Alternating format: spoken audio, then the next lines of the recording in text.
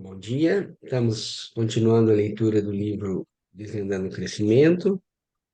Hoje a leitura vai ser feita pela Marta e nós chegamos a um ponto aproximadamente em torno dos 5 anos da criança, né? Nós estamos acompanhando o desenvolvimento com a descrição, né, do desenvolvimento físico de uma criança. E o que ficou claro até aqui é que, primeiro, é um desenvolvimento físico, anímico e espiritual. Quer dizer, tudo aquilo que se desenvolve fisicamente tem uma relação com o desenvolvimento anímico, né, da alma da criança e também essa busca espiritual desse espírito que está se instalando, né, chegando na Terra. E também ficou claro que o desenvolvimento é crânio-caudal. Então, nós começamos a desenvolver primeiro a parte superior.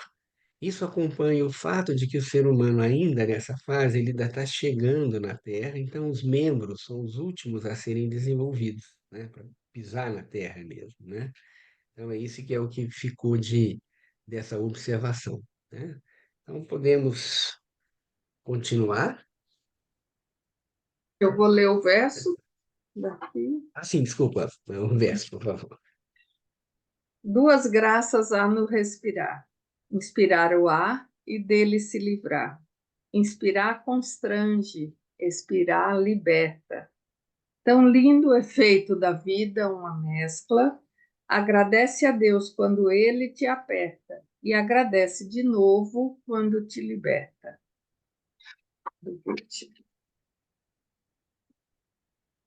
Marta, pode ir.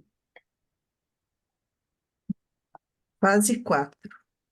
Ao redor dos 7 anos, o rosto também passa por uma transformação mais profunda. Com isso nasceu a conformação da criança escolar, pela qual a criança entrou no segundo grande período de sua vida. A cabeça atrasa-se relativamente ainda mais em seu crescimento. Agora, o cânon é de 1 para 6. E aí tem uma figura 4, de 7 anos Essa e 8 por aqui. meses. É a figura que a gente Então, vê à direita. a primeira, não, essa primeira Aliás, imagem é a que nós vimos na fase 3, né? isso, Agora é a fase 4, é de aqui. cá. Isso, é. A linha horizontal, à altura das pupilas, subiu, de modo que a testa venha a ser menos dominante. Os olhos ficam proporcionalmente menores no todo do rosto. Eles adquiriram também uma expressão diversa, mais expectante, consciente e crítica. Agora, o lábio superior deixou de ultrapassar o inferior. Toda a boca parece mais fina, fechada e severa. A impressão global é de esbelteza elástica e de uma mobilidade e elegância natural e leve, sinais que a criança pequena absolutamente não possuía. Muitas vezes, as crianças dessa idade são franzinas. O aumento de peso durante o intenso alongamento não foi suficiente para produzir uma repressão da silhueta ao longo da estatura. A figura toda é determinada pelos membros e pela motricidade elástica. Ao atingir a conformação da idade escolar, a criança entrou numa nova fase de sua vida. A criança pequena ainda estava sob a proteção do lar, onde sua figura desajeitada encontrava o envoltório maternal. Na idade escolar, ela se desprendeu, também fisiologicamente, desse ambiente limitado. São suas próprias pernas que a conduzem para o mundo lá fora. O horizonte alargou-se e uma certa autonomia se manifesta nos movimentos, na silhueta e na expressão do rosto. Essa transformação fisiológica é relevante para a questão do ingresso na escola. A criança só tem maturidade escolar quando manifesta, por meio de seu corpo, o passo em direção à autonomia que acabamos de esboçar. Verifica-se constantemente que crianças cuja conformação física ainda corresponde à da criança pequena não conseguem manter-se no ambiente do primeiro grau escolar. tendo de lutar contra muitas dificuldades nas primeiras séries. Nem sempre no sentido intelectual, mas muito mais no que concerne ao comportamento social. Elas não conseguem acompanhar seus colegas, sofrem zombarias e sentem-se infelizes. Ora, com referência à metamorfose da constituição física, existe a possibilidade de dois fenômenos: o do retardamento, do atraso, e o da antecipação ou aceleração, do adiantamento evolutivo.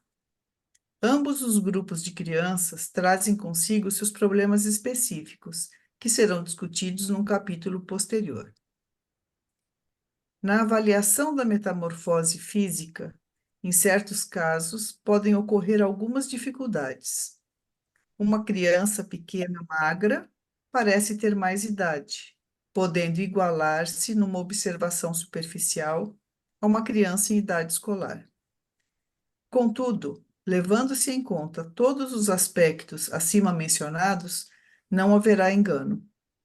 Uma criança um pouco encorpada parece permanecer na tenra infância durante tempo maior. Porém, mesmo neste caso, a mudança de silhueta se manifesta nos membros, e o observador experimentado encontrará uma ajuda para seu juízo, principalmente nas características da motricidade. Cumpre fazer aqui algumas observações sobre a troca dos dentes, que se insere durante o alongamento incipiente na fase de transição. A dentição de leite compõe-se de incisivos, caninos e mais atrás de dois pré-molares. Aqui me permitem, eu vou fazer uma observação como dentista, não é de dois pré-molares, são de dois molares. Uhum. Tá? Esses molares, eles serão substituídos numa dentição permanente pelos pré-molares. A troca dos Ótimo, dentes obrigado. principia pelo aparecimento, logo atrás destes, de um primeiro molar definitivo, à esquerda e à direita, tanto em cima como embaixo. Só depois disso é que começa a verdadeira troca dos dentes, geralmente na mesma ordem em que se formou a primeira dentição. Em geral, portanto, são trocados primeiramente os incisivos inferiores do meio, depois seus correspondentes superiores e assim por diante. Uma vez iniciada, a troca da dentição pode ser, em geral, facilmente constatada. Caso não haja começado antes da primeira série do primeiro grau escolar, sua iminência pode ser verificada com facilidade, atentando-se ao aparecimento de um primeiro molar atrás dos dentes de leite.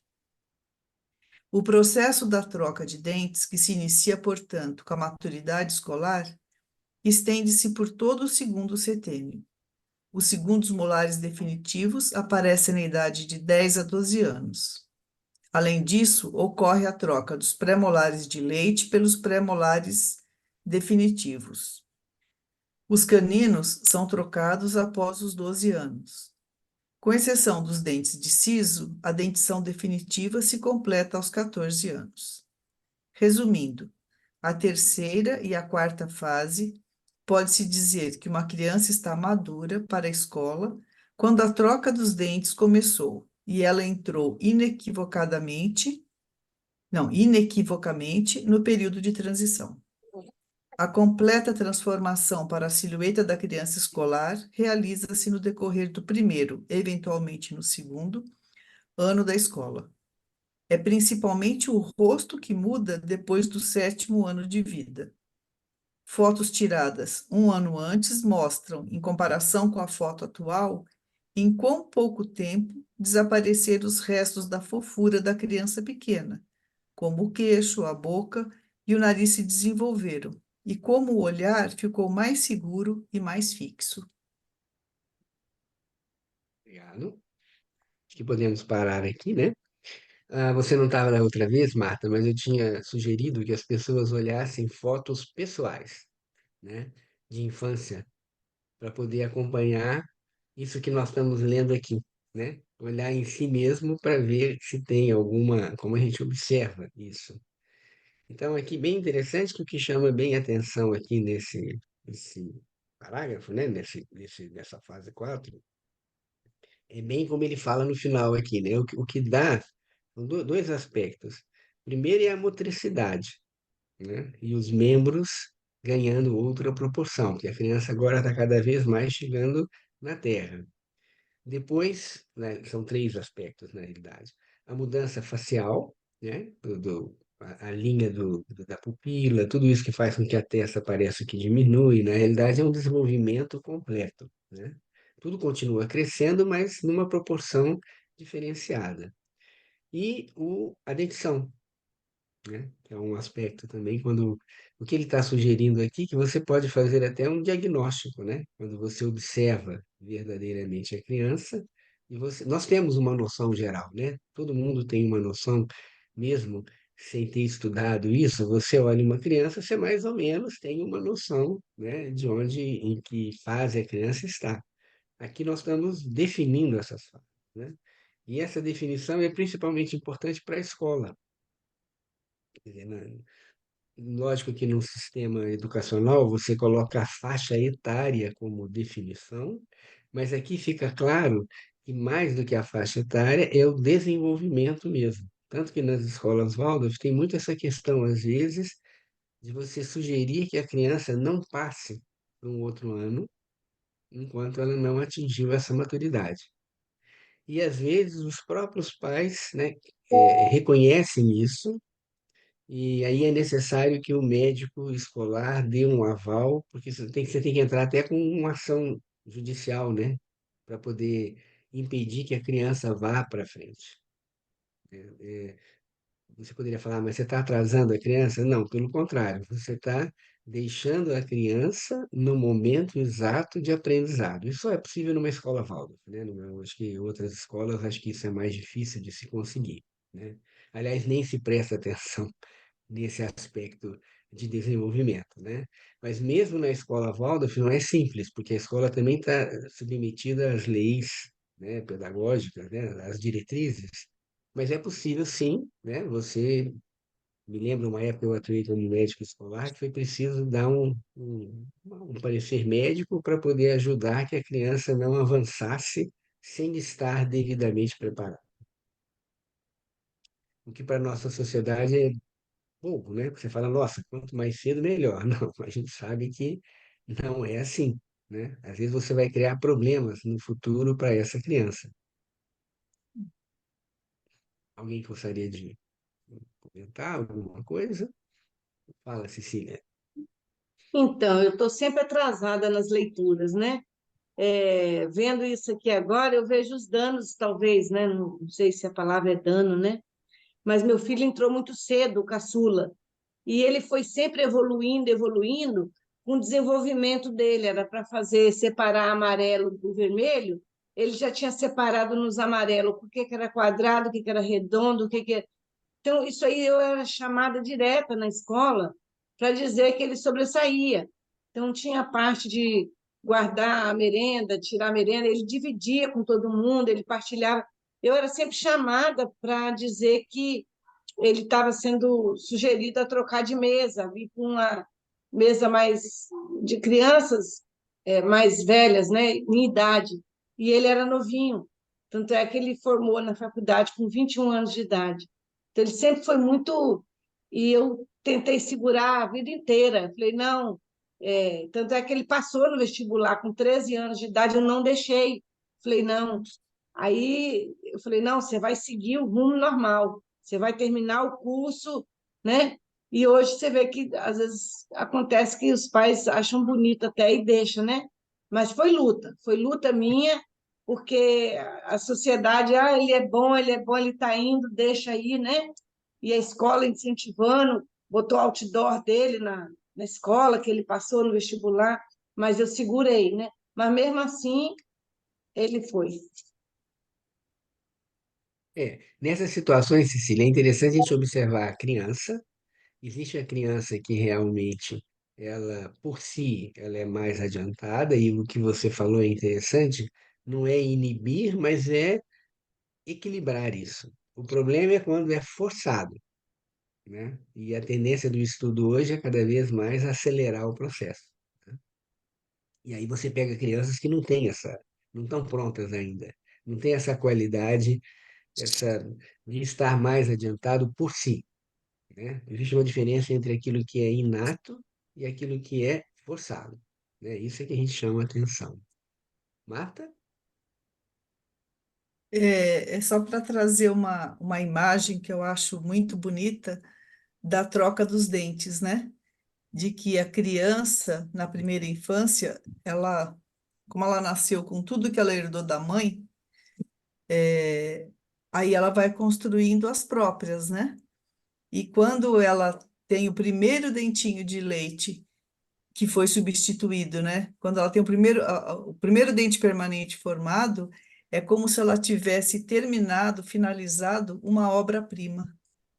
Então, Uhum. eu acho que essa imagem assim é bem bonita, né? Bonita, De ver o realmente. primeiro dente permanente como uma obra-prima que foi feita por aquela individualidade. Posso Sim. completar? Eu acho que não só o primeiro, à medida que esses dentes vão nascendo, cada um vai trazendo essa individualidade da criança, né? E a criança vai se individualizando ao mesmo tempo em que ela vai compondo os dentes dela na boca, né? Eu acho isso lindo também. É, assim, é que o primeiro é o marco, né? Aí ela está pronta para começar a usar aquelas forças do crescimento para as forças do aprendizado. E é Uhum. interessante porque quando pega a dentição de leite, os dentes são todos iguaizinhos, de todo mundo, de todas as crianças, até a cor. Aí quando começa a dentição permanente, cada um vai tendo a sua forma, né? Cada criança vai guardando, vai, vai trazendo os sinais da individualidade mesmo. Uhum. Legal. Obrigado. As duas dentistas aqui presentes. Vamos lá, Cíntia. Eu, no meu caso, vou trazer um relato pessoal. Eu acho que eu até falei já lá no curso, né? O meu filho mais novo, ele ficou no jardim da escola Waldorf 3 anos, né? Dos 3 anos e pouco até os 6. E aí ele iria para a turminha do primeiro ano com 7. Mas aí a gente mudou aqui para São Paulo, né? Que a gente morava lá em Minas Gerais. E aí eu matriculei ele e minha outra filha numa escola tradicional. Mas aí conversei com a coordenação e tudo, né? No caso dele, porque ele não sabia nem escrever o nome, não sabia nada. Aí ele foi lá para o primeiro ano, mas eu agi como uma professora, né? Para ele, então minha casa vivia cheia daqueles das letras, né? Com giz de cera, enfim, tudo que eu via dentro da escola eu trouxe para minha casa. E aí eu ia ajudando ele, né? E ele também, tanto pela inocência, ele nunca se comparava, né? Não tinha essa coisa todo mundo já sabe, eu não. E aí, uma coisa bonita que aconteceu, assim, é que ele chegou no final do ano, ele estava alfabetizado como as outras crianças, não teve nenhum tipo assim, de questão, né? Tanto em matemática, na alfabetização. E foi uma coisa assim que depois as pessoas me perguntavam, as mães, né? Porque os amiguinhos falavam, Benjamin não sabe, né? E aí ficou como ver na prática, né? Como é realmente uma criança, porque ele não tinha esse cansaço, ele não tem até hoje para estudar, né? Ele está sempre pronto. Deve ser algo que é dele mesmo, mas eu Uhum. percebo que ele não teve prejuízo nenhum, né? De não ter sido apresentado antes, né? Para esse mundo da alfabetização, dos números, das letras. É bem interessante, assim, a letra dele é bem bonita, descansada, sabe? Eu fiquei meio apreensiva, assim, no começo, mas por causa dessa pressão, né, de todo mundo falar, nossa, mas como assim? Ele não sabe escrever nem o nome, né? Mas foi indo e deu certo. E eu vejo que ele só ganhou com isso. Ele ficou preservado, né? Eu percebi isso. Sim. E a troca dos dentes dele foi aos 7 anos. Então todo mundo também falava: Nossa, mas como assim? Não caiu nem um dente ainda. Aí eu estava bem tranquila, né? Porque eu já tinha um certo conhecimento e tudo. Aí eu falei, não, tudo bem, né? Então foi tudo, né, no tempo, bem bonito de ver.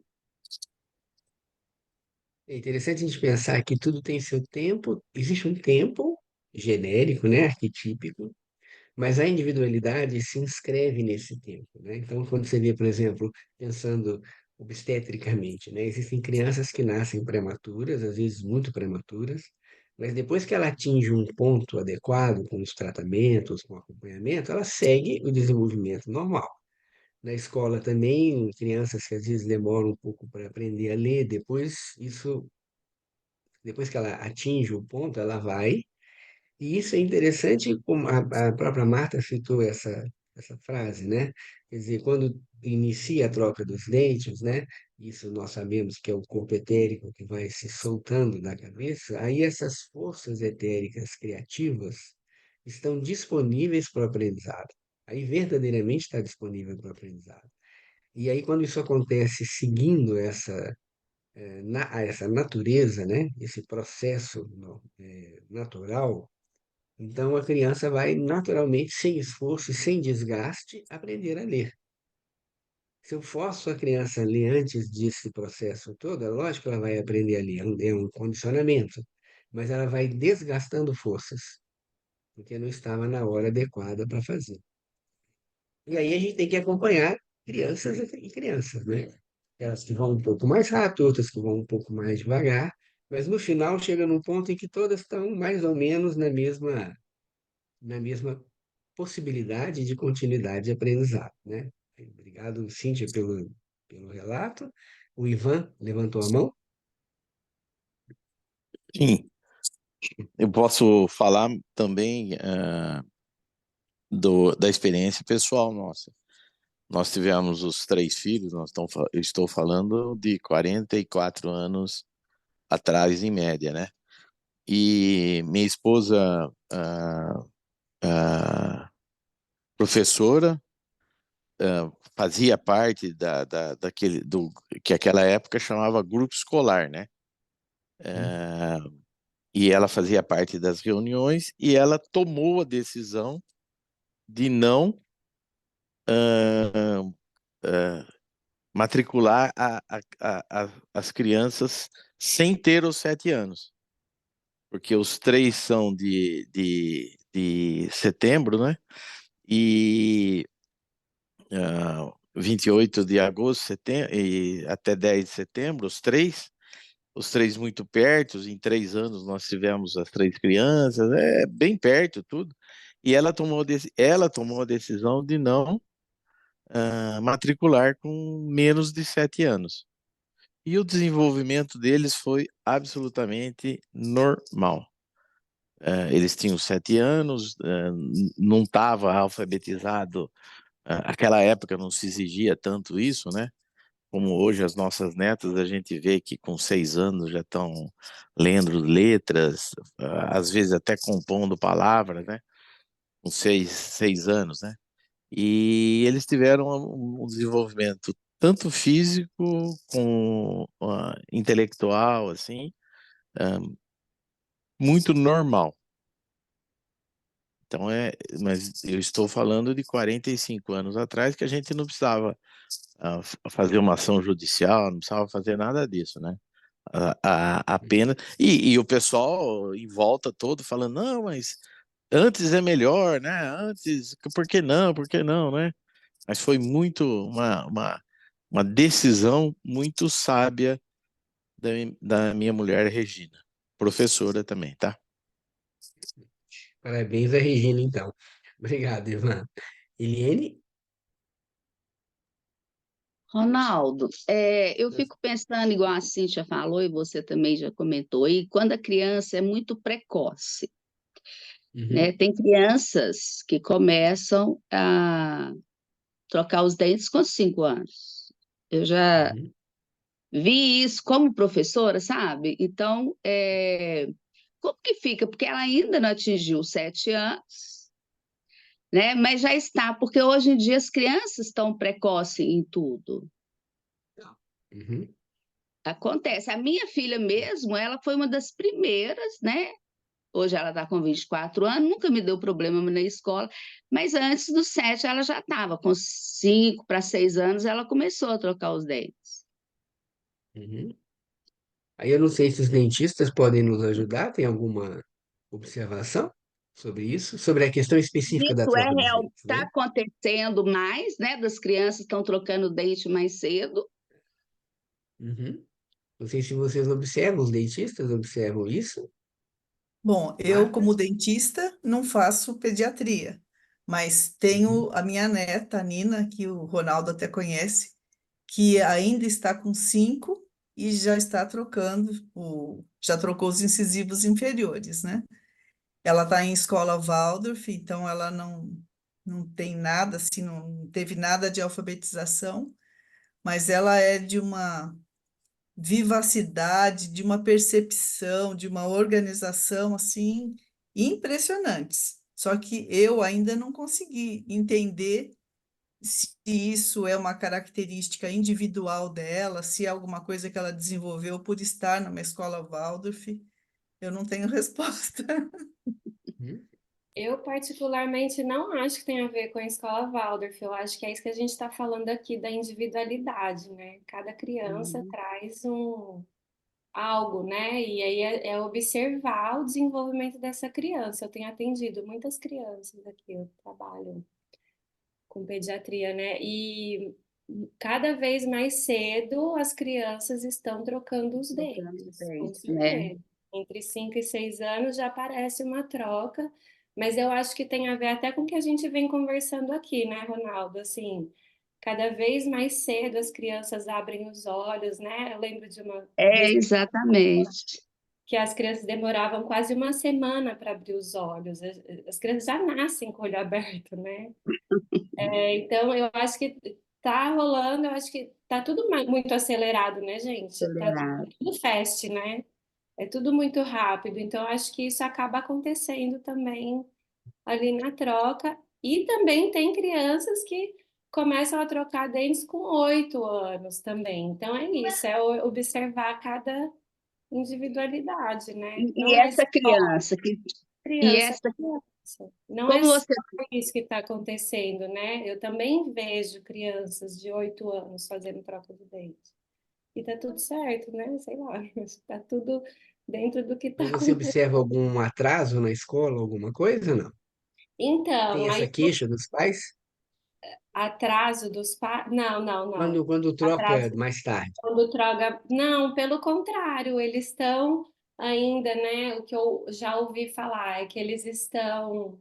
São da escola Waldorf, né? Então, eles estão sendo Uhum, acompanhados também, mais de perto. uhum, E são crianças que ainda estão muito no mundo da fantasia, que ainda brincam muito, talvez, nessa infância, mas que acompanham bem o ritmo também da escola, né? uhum. Estão acompanhando, até onde eu sei, estão acompanhando. Fase de terceiro ano ainda, né? Segundo, terceiro ano ainda. Vamos ver.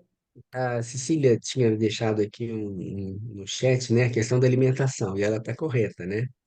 O que que a gente observa hoje? Isso é uma coisa que precisamos estudar mais para o futuro, né? Mas as gerações jovens nascem de mães que usaram muitos hormônios, né? Assim, como anticoncepcional, tem uma série de coisas que a gente tem que levar em consideração que eu não conheço nenhum trabalho científico que fale sobre isso, mas nós não podemos deixar de ver que quando você introduz determinadas coisas na humanidade, isso vai fazer uma diferença em relação ao que não existia. A alimentação hoje tem muito hormônio. A alimentação hoje tem muito antibiótico. A alimentação hoje tem muitas substâncias esclerosantes, né? Acidulante, conservante, enraçador de sabor, corante. Tem tanta coisa que é antietérica, né? Então, nós vamos perceber isso ao longo da evolução mesmo. Então, cada vez mais também você tem puberdade precoce, né? Também nós estamos lidando com isso. Então, tem os dentes, né? A criança, isso era essa observação muito antiga, né? Que as crianças nasciam de olho fechado, né? Estavam bem ainda no mundo espiritual. Hoje elas já chegam de olho aberto, já estão olhando para o mundo físico, né? Tem a troca precoce de dentes, e ainda é individual, mas você vai vendo cada vez mais, e você também vê a puberdade precoce, né? Na realidade, olhando bem para a puberdade, que é quando realmente a criança chega na Terra, a criança não tem vantagem nenhuma em passar por uma puberdade precoce, né? Você está acelerando processos. E aí, o que a gente tem que fazer é realmente acompanhar, porque realmente, se é uma tendência da criança, é como que eu equilibro isso para também não acelerar demais. Também não vou contra, né? Não tem como eu falar, não, você não vai trocar dente. Não tem jeito, isso é um processo do organismo, né? Mas como que nós podemos acompanhar esse, todo esse processo? E pensando aqui, né, quando a gente pensa na criança de cabeça grande, que ela é muito etérica, ela tem uma cabeça. Por que que a cabeça é grande? Porque, na realidade, esse processo neurosensorial ainda não está tão forte. E talvez isso também acompanhe o desenvolvimento, né, com relação à troca de dentes também. E aí a criança vai ficando um pouco mais. Ela se mantém, como a Patrícia falou, ainda está com brincadeiras, imagens que não são tão típicas da idade, porque vai se mantendo. Então, realmente, o importante é, o que é bem difícil numa situação social, né, escolar, é você olhar a individualidade. Como que eu acompanho e apoio essa individualidade. Mas isso é importante a gente ter a visão do arquetípica, né? Porque eu só posso identificar se existe realmente algum problema mais sério se eu tenho a imagem arquetípica, que é o que, né, a gente está procurando aqui estudar. Mas uma imagem arquetípica ampliada, porque a imagem do desenvolvimento físico, ela é conhecida, mas agora para nós é importante associar a isso como que está o desenvolvimento da vida interna dessa criança, né? A Marta levantou a mão. Não, eu queria lembrar Ah, é o Ricardo. que durante a pandemia também as crianças tiveram vamos dizer, um desenvolvimento mais junto aos adultos do que as próprias crianças, pela própria Uhum. natureza de não poder se reunir com maior Confinamento, né? frequência.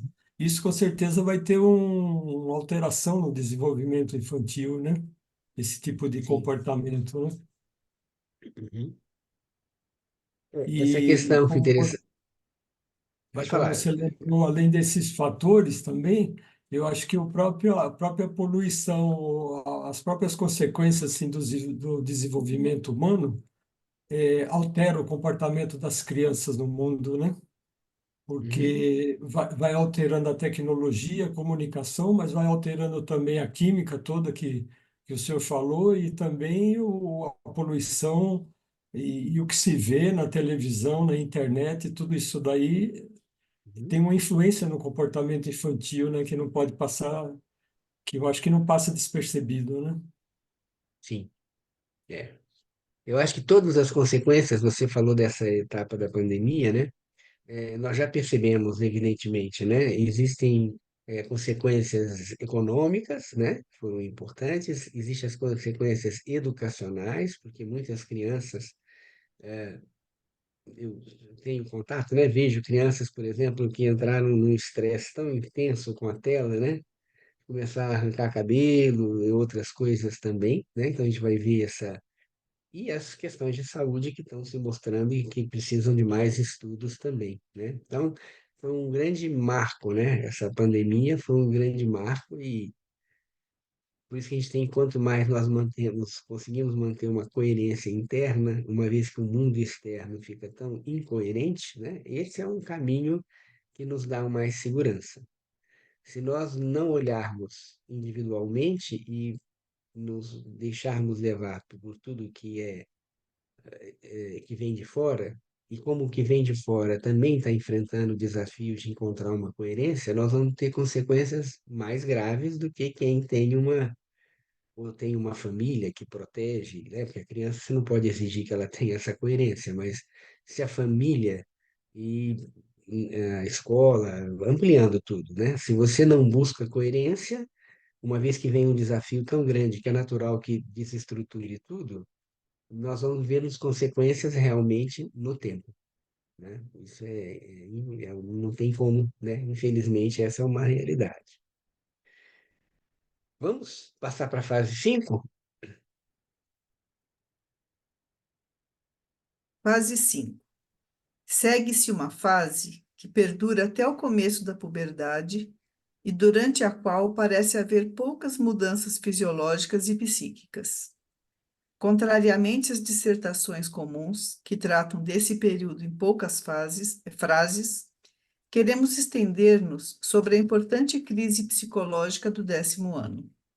Tampouco desejamos, sem mais nem menos, ignorar esse período no tocante ao desenvolvimento dos membros. O 9º e o 10º ano constituem a fase da segunda repressão.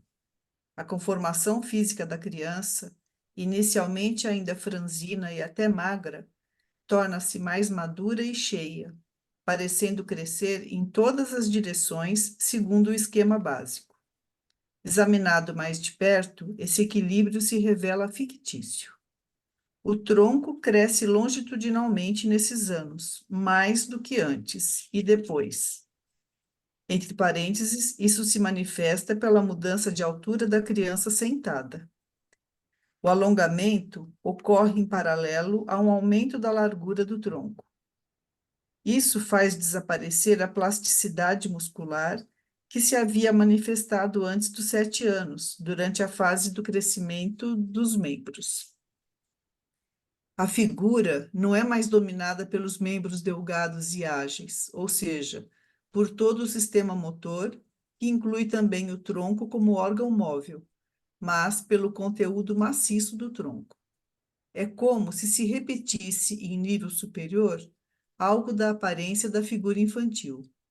Evidenciam-se agora nas crianças troncos fortes e largos, com uma camada de gordura bem desenvolvida, algo bem diferente dos corpos esbeltos e musculosos do início do período escolar.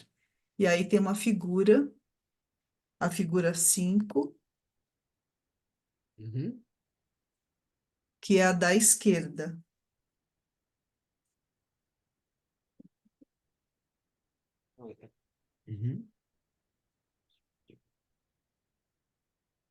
A criança do início do período escolar, com suas faces redondas e rosadas, parece gorducha. Quando despida, porém, tem um corpo esbelto. Aos 9 e 10 anos, o corpo aparenta uma constituição sadia e delgada. Quando despido, parece bem estofado de gordura. Os contornos dos músculos na barriga e nas costas são menos visíveis, e ainda menos nos membros. Acho que aqui tudo bem, né? Acho que não tem nada, mais uma questão de observação, né? Depois é interessante quem tem o livro olhar com cuidado, porque no primeiro momento, quando você olha as figuras, parece que elas são meio parecidas, mas você vai com o conteúdo da leitura, você vai percebendo que realmente existem diferenças aqui, né? Mas o importante é o que ele chama a atenção, né? De novo, o desenvolvimento está sendo crânio-caudal, e agora não é mais o rosto que é o importante, agora é o tronco, né? Você está fazendo esse desenvolvimento para baixo, né?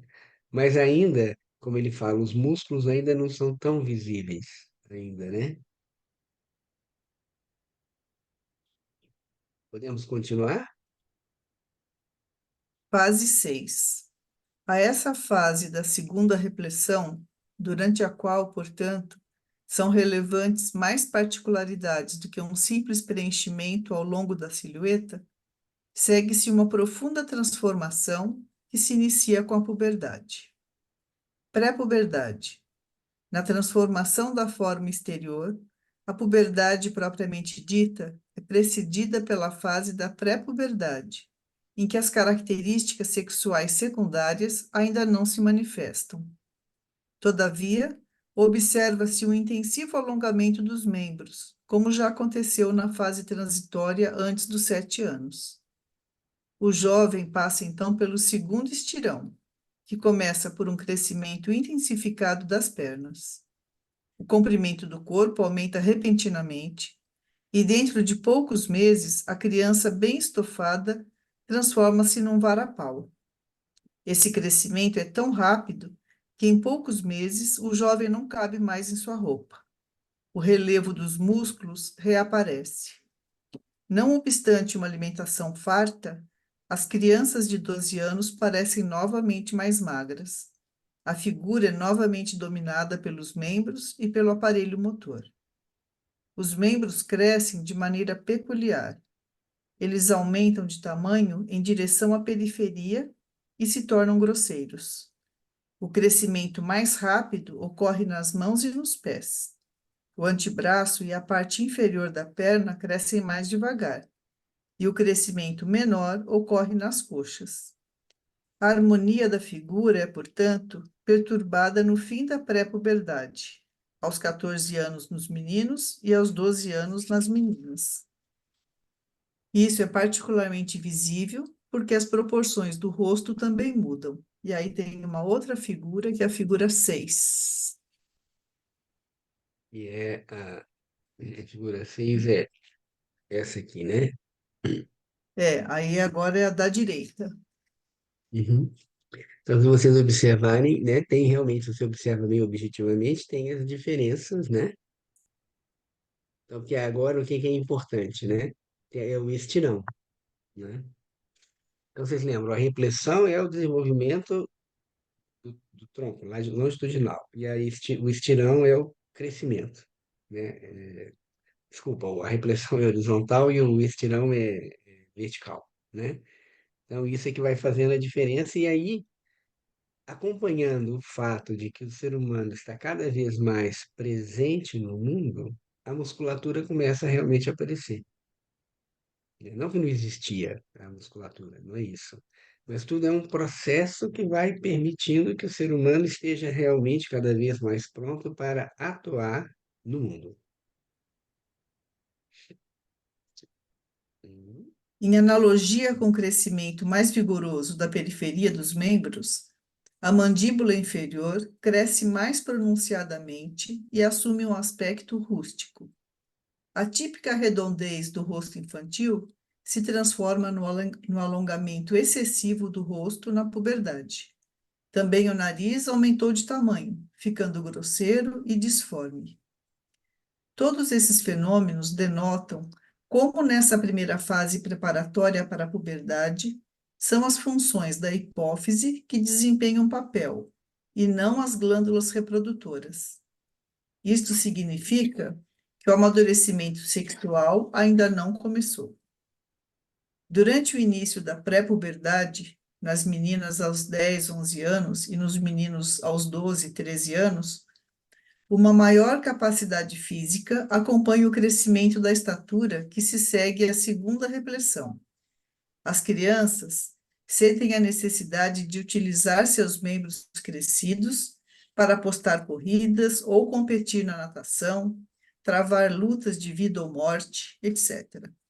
Justamente aí é preciso frear qualquer exagero, pois o tronco ainda não cresceu na mesma proporção, sendo o coração e os pulmões, nessa fase, surpreendentemente pequenos em relação ao resto do corpo.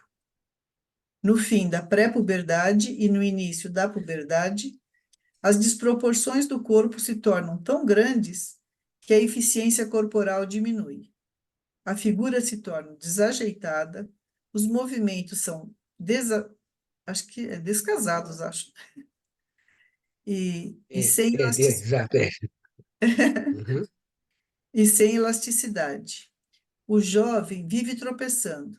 Ele literalmente pisa nos calos dos outros, bate em mesas e cadeiras, momento que não se sente à vontade, ou, para usar uma expressão sob encomenda para esse caso, não se sente bem dentro de sua pele.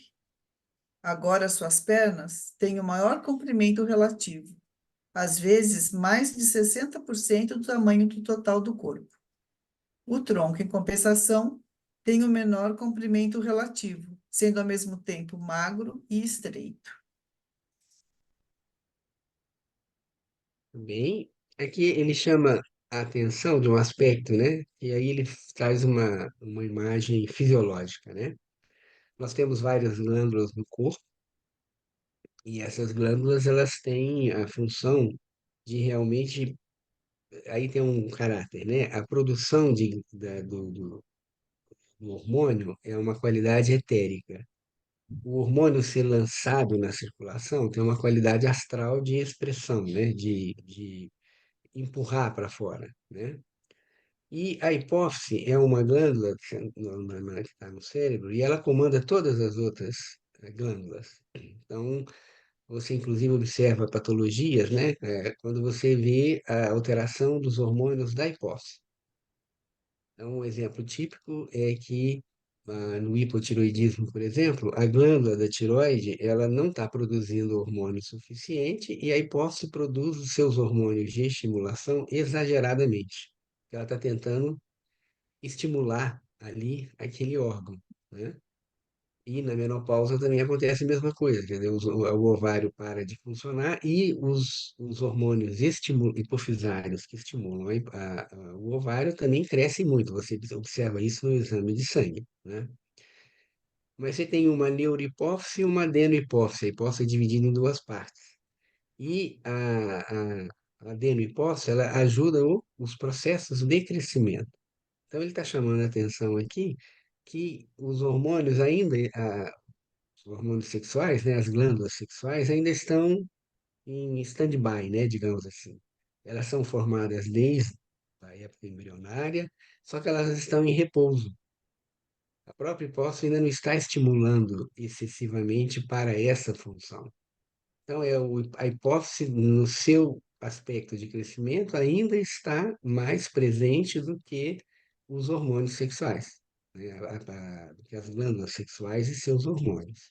Então, tudo também tem arquetipicamente um tempo, né? E, de novo, nós falamos do excesso, né? Da puberdade precoce e outras questões. Mas nesta fase ainda, né? E vamos ver cada vez mais, infelizmente, esse processo sendo acelerado, mas ainda é o processo de crescimento que ainda está preparando o ser humano, para depois ele entrar realmente nessa fase em que ele é capaz de gerar um outro ser humano, né? E, na realidade, o processo de puberdade, ele, num sentido mais profundo, ele permite que um ser humano com outro ser humano abra o portal do nascimento para que outra pessoa venha cumprir a sua biografia na Terra. Mas aqui também já mostra um aspecto interessante, né? O fato de você estar apto a gerar, ele não quer dizer que você está maduro como ser humano para gerar. Por isso é que é importante essa imagem do crescimento casado, né? Entre a fase biológica e a fase anímica e espiritual. Então, nós podemos ver o efeito dos processos de aceleração olhando agora, né, ainda vai entrar essa fase, que é a próxima fase, né, da puberdade, mas quando nós adiantamos, né, você vê as consequências que, educacionais e da própria biografia de uma pessoa muito jovem gerar outra pessoa, né? Às vezes você anda na rua e vê uma mãe jovem com uma criança e dá a sensação de que é uma criança segurando outra criança, né? É bem esse processo de aceleração que a gente vê. Então, por isso que é interessante observar como que o desenvolvimento físico, anímico e espiritual estão em conjunto. Mas tudo isso eu mostro até agora, se nós olharmos a figura, de novo, esse desenvolvimento crânio-caudal, que nós fomos da cabeça para o tronco, e agora começam os membros. Mas ainda precisa do equilíbrio, como ele falou, né? O equilíbrio, os membros estão muito esticados, mas às vezes você não pode exagerar demais, porque ainda o crescimento de coração e pulmão, né? O desenvolvimento ainda também se mantém até chegar num ponto adequado, né? Para esse desenvolvimento. Não sei se alguém gostaria de comentar, porque eu acho que nós já estamos agora, falta 4 minutos, né? A gente para aqui na fase, para iniciar no próximo sábado, a gente fala da fase 7, né? Mas, Marta, por favor. Assim, eu estava pensando aqui o quanto que nessa fase a criança sofre, né? Porque os adultos acham que é chato, que o adolescente. Só tem críticas ao adolescente, né? Quer dizer, ele está numa É. fase tão difícil, de tantas mudanças repentinas, que até essa coisa dele ser desajeitado, porque ele ainda não se acostumou com o tamanho, o novo tamanho, né? Do Sim. braço, da mão, né? Uhum. Ele não tem, acho que, aquela consciência corporal ainda necessária para não esbarrar em determinada coisa ou em alguém, né? Então, como é uma Sim. fase difícil, né? Tão bonita e tão Uhum. difícil que nós Sim. adultos deveríamos ter mais conhecimento para poupar. É. O Steiner usa uma expressão, né, que todos nós falamos é a maturidade sexual, né, que vai começar agora, mas o Steiner usa uma expressão bem interessante que é a maturidade terrestre. Então, o ser humano está realmente chegando na Terra, né, com todas as consequências que a gente vai poder olhar isso para lá, inclusive alguns seres humanos que se assustam com isso, né, e dão um passo para trás, né, com interferência até fisiologicamente, mas isso é cenas do próximo capítulo, né? Vamos no próximo sábado a gente chega aí na fase da puberdade, que todos passamos, né? E como você falou, e às vezes a gente esquece quando se confronta com um adolescente e os adultos chamam de aborrecente, né? É o aborrecente que está aí, mas na realidade, quando nós olhamos tudo, nós vemos como que é complexo mesmo, né? Não é uma fase assim tão simples, porque é bem a transição para chegar, como o Steiner fala, nessa maturidade terrestre. Agora o ser humano chega verdadeiramente na Terra, né? Lógico que numa visão materialista isso não faz o menor sentido que nós estamos falando aqui, mas quando nós vamos acompanhando, nós vamos vendo esse processo crânio-caudal, né, que é essencial para o desenvolvimento. Cecília? Então, nessas competições esportivas, é tão estimulado o treino de crianças e elas se desenvolvem, né, até a parte de musculatura muito cedo, né? Tanto os meninos no esporte, quanto as meninas na parte das artes, das danças, né? Então, quando vai para a escola, há aquela comparação, né, de crianças bem desenvolvidas no físico, que praticam esporte, com aquelas que não. Então, isso também afeta, né, professor? Esse aceleramento, né? Sim, né? A gente tem que ver que, de uma maneira geral, não só aqui, né, também nas artes, né, uma criança, um ser humano que fica muito exposto, porque ele é diferente demais, se ele não tiver um cuidado e um acompanhamento anímico adequado, essas pessoas se perdem bastante também, né? A gente vê muito uso de droga, de álcool, para superar essa exigência que vem de fora, né?